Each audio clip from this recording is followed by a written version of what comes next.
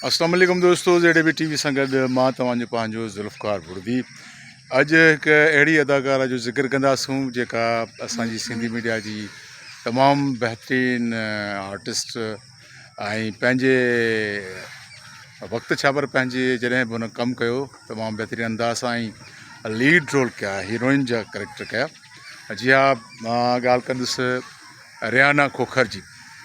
Rihanna Khokhar जो जेको start हुयो मीडिया में अचण जो, उहो टेलीफिल्म हुई दहशत, जंहिंमें मां बि हुयुसि, जबल ख़ुश्क हुयो ऐं सुनैना अली हुई।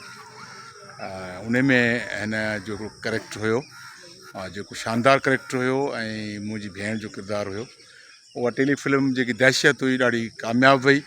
कैपरी जी प्लेटफॉर्म तां रिलीज़ थी हुई, CD जी फिल्म हुई ऐं उन खां पोइ सिंधी मीडिया में हुन पंहिंजो पेर रखियो ऐं अॻिते हली हुन तमामु बहितरीनु अंदाज़ सां करेक्टर कया ऐं स्पेशली जेके हुन जा तमामु घणा जेके आहिनि सो कैरेक्टर आहिनि।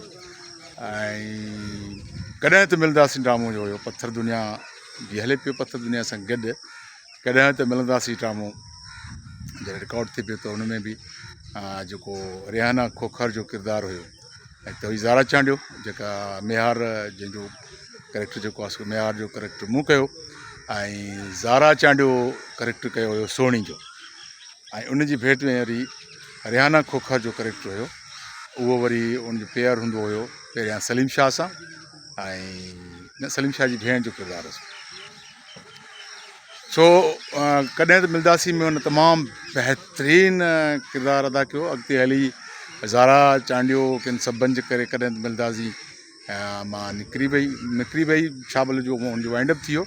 ऐं उन खां पोइ जेको रिहाना खोखर वारो जो करेक्टर हुयो, उनजो पेयर वरी मेहार सां लॻायो। तमामु बहितरीनु सोप सीरियल हुई कॾहिं त मिलंदासीं, ऐं जंहिंमें मुंहिंजो जेको तके कलाम हो झिरकी झाटे जे में मां। ऐं उन खां पोइ वरी रिहाना खोखर जेका मूंसां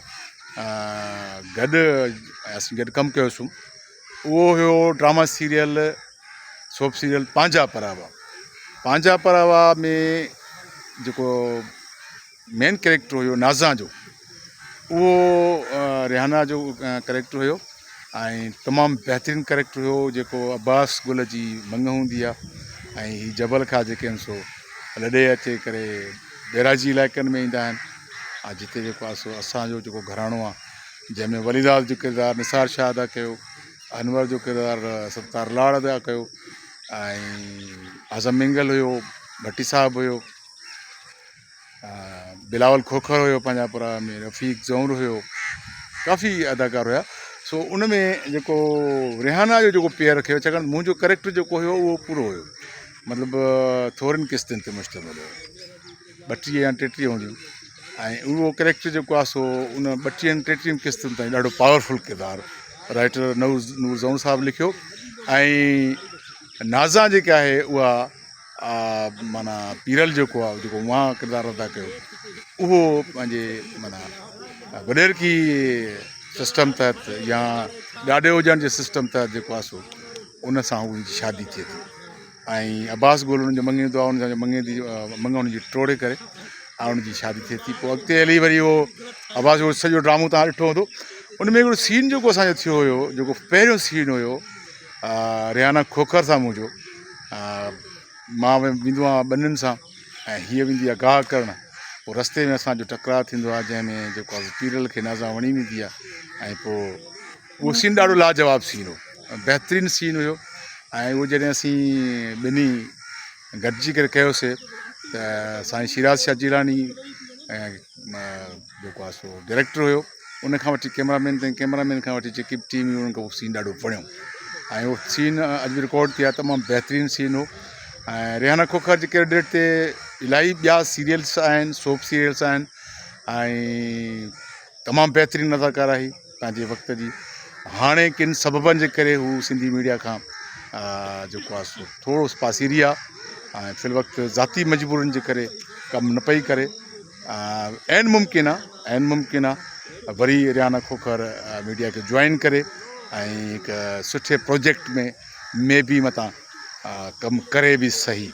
सो तमामु बहितरीनु अदाकारा हुई ऐं मूंसां त छाकाणि त स्टार्ट जेको हुयो रियाना जो दहशत फिल्म में मूंसां गॾु हुयो ऐं पोइ मुख़्तलिफ़ किरदार हुन बि कया मूं बि कया, कॾहिं पेयर में कॾहिं कीअं। बहरहाल तमामु सुठो जेको आहे एक्सपीरियंस रहियो रियान खोकर सां ऐं इनशा अहिड़ियूं यादगिरियूं वरी खोड़ सारियूं ॿियूं बि तव्हां सां वंड कंदासीं इनशा।